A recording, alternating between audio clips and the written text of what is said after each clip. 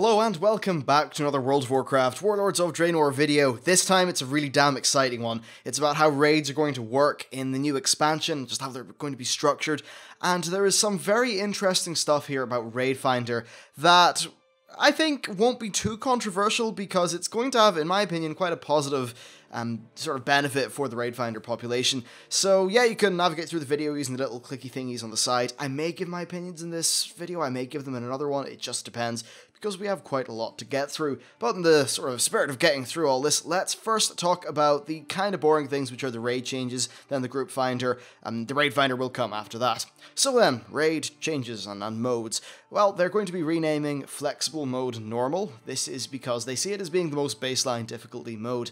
When you think about it, it's basically ICC 10, and back in that day, ICC 10 was the big popular raid mode that got a lot of people in, and I think that definitely is a name change that makes a lot of sense. It also takes away the connotation of Flex being kind of inferior and subpar to normal, because, well, normal implies that it's the norm, whereas I think most people would actually raid Flex. And I'm still going to raid my normals, of course, and be quite happy with it.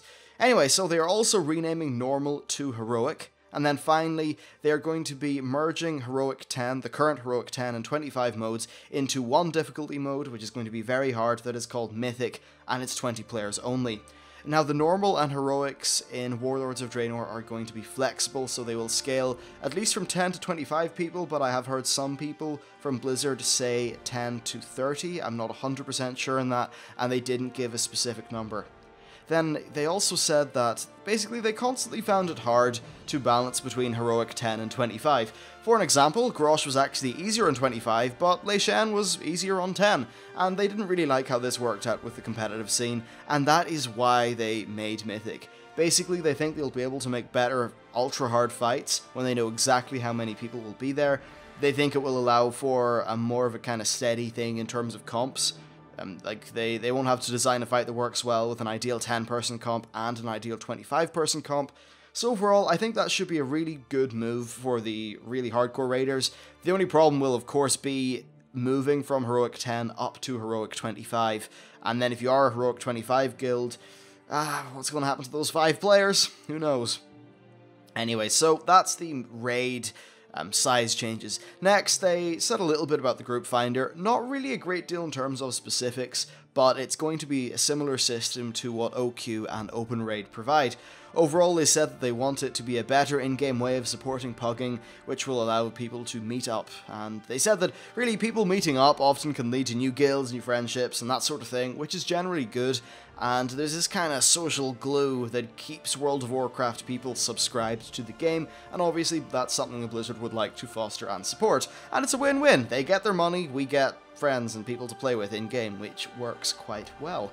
I think the Group Finder really could be a great system, and in combination with the new Raid Finder system, I think it could encourage there to be an extremely active normal mode, well, Warlords of Draenor normal mode / Mists of Pandaria flex mode raiding population. And on that topic, let's talk about Raid Finder. This is really the meat of today's blog. So, they said that LFR is still important in Warlords of Draenor because, well, obviously, many people can't commit to a fixed group or just want to see the new raid content, and they have learned quite a bit, though, over the last while. In fact, the reason why Flex was made is because LFR, at least for the first few patches after it was made, they thought that LFR would cater to the friends and family guilds. That wasn't true, that's why Flexes came in. But now they found that LFR just could do with being tweaked a little bit in terms of its reward structure and some design things. So basically they said that raiding a single place with a full-on guild and organized raiding can stay engaging for months, which is one of the core reasons why the rate of progression through normal and flex is tuned the way that it currently is. You start off maybe learning 1 or 2 new bosses a week, and maybe by the end things are a bit slower, but that is counteracted by the fact that you're going to be able to do farm runs to gear people up, and basically it's a pretty varied experience in general, and even if you don't get loot yourself, you see the rest of your guild growing in power. There's a constant progression there from raid to raid, and it just always feels like you're working towards a goal. But with LFR, you don't get any of that. These people are throwaway, kind of. So Watcher said that your 9th clear of the Underhold will basically be similar to your 2nd. In fact, it might even be worse or slower.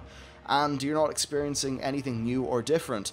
So, in response to all this, they've decided to tweak up LFR. And yeah, they said that the first thing they've done is they have nearly doubled the drop rate of gear from it to reward people at a rate that more matches how you consume the content. So I'd imagine that with LFR, you should be geared by the time you've ran every wing. I'd say maybe 3 times or 2 times, which is certainly an increase from the current rate. Maybe even 4 times, I don't know, but it should be a lot faster. I think right now, gear from LFR can be painfully slow. You know, there's times I would run 2 wings and get nothing. I don't really think that's worth my time. So this is definitely a very nice change. And then they said that their intent with LFR is just to allow people to experience the raids, see the storylines, see the cool environments that the artists make, and various things like that, but without needing to commit to a full-on organized group. And they want to focus 100% on this intent, and make it so that raiders don't feel like they need to do full-on like LFR runs all the time as a part of their progression.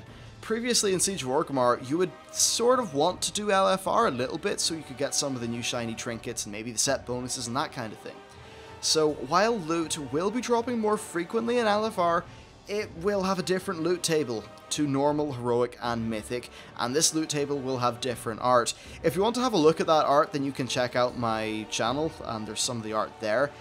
Now, unfortunately, I don't think the art for at least the first tier of LFR gear looks that good. In fact, I think the crafted pieces look far and away better. That's a little bit unfortunate, and hopefully they decide to upgrade. Maybe not upgrade the quality, but just maybe have another look at some of the art for that gear.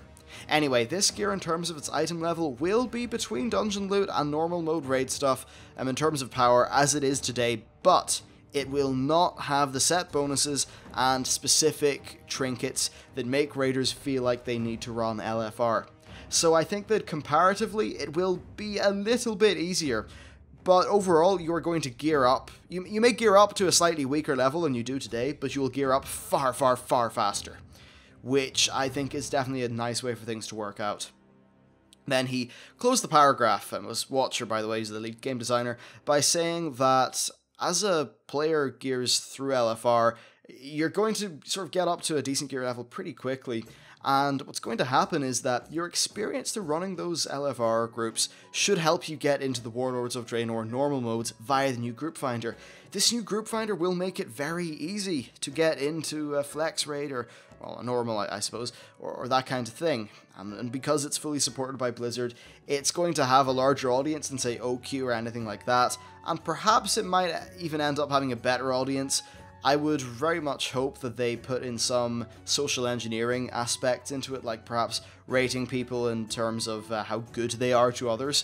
I know that sounds weird, but for an example, in Smite, you actually have a stat called Goodwill, and I think that affects your matchmaking and the kind of people that you're paired with, but I think you gain goodwill from just fully playing out matches and not getting reported and that kind of thing. So hopefully they have some sort of goodwill system or something like that to help, or just to encourage people being nice to each other within Raid Finder. So yeah, I think there are some Raid Finder people who are going to say, well, they're giving me more loot, yes, it's not as good, and I'll be getting it quicker. Does this mean they're killing some content?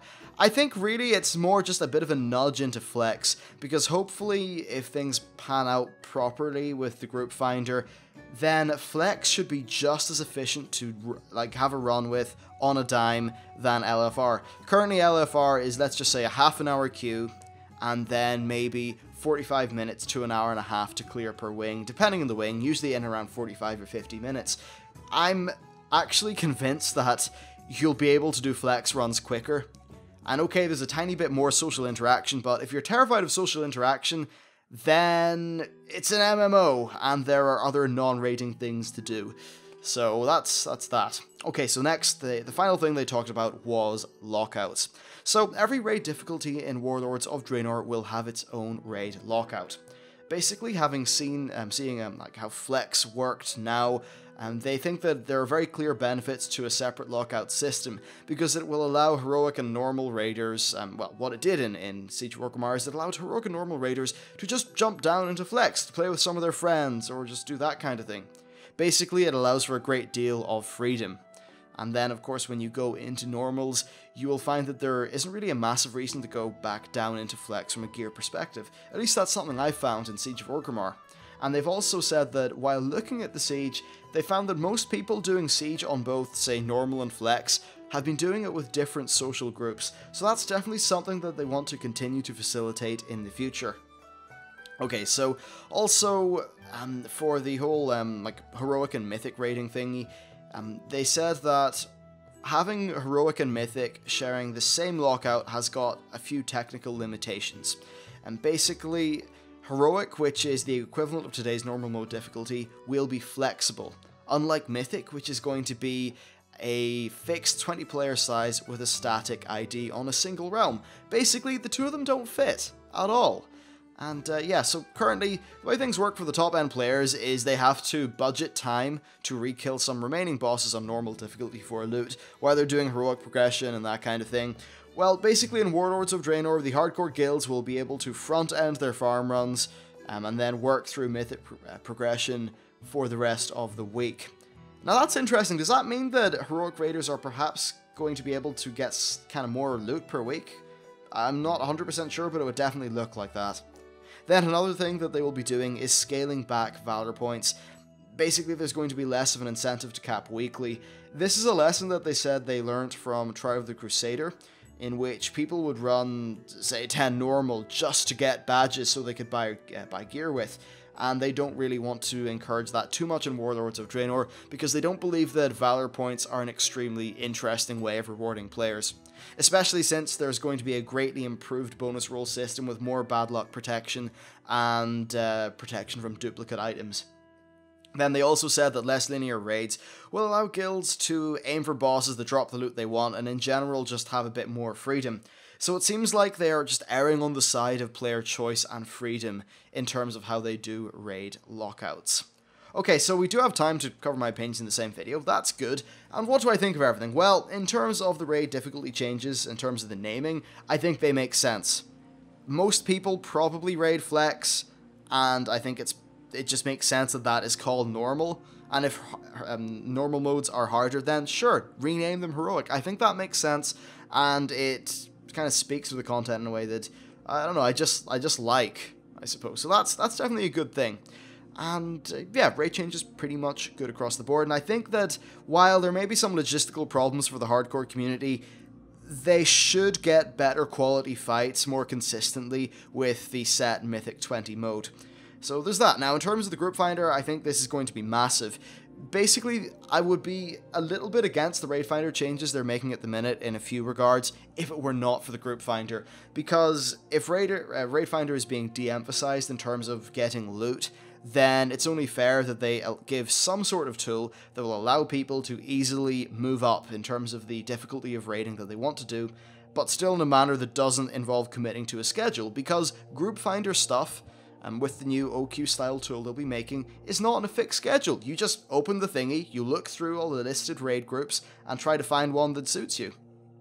That should be a lot more flexible and freeform than signing up to a guild, getting a schedule, and all that stuff.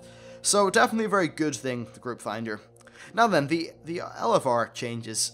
These are something that I actually, upon thinking about it a little bit more, wholeheartedly support. And I know there is a bit of controversy floating around there, but as I said, I think the group finder is going to solve a lot of those problems.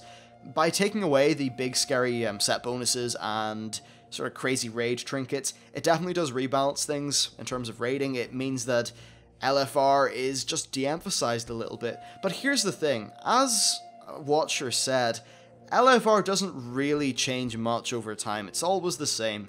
Basically, that means that it is the most burnoutable content you could possibly get, because it's got a lowest drop rate at the minute, and it's still just, it's not fun. It's the same every time. Blech, boring. It burns people out of the game, and then, even worse, because it does drop those trinkets and set bonuses, it burns out the hardcore raiders from the game.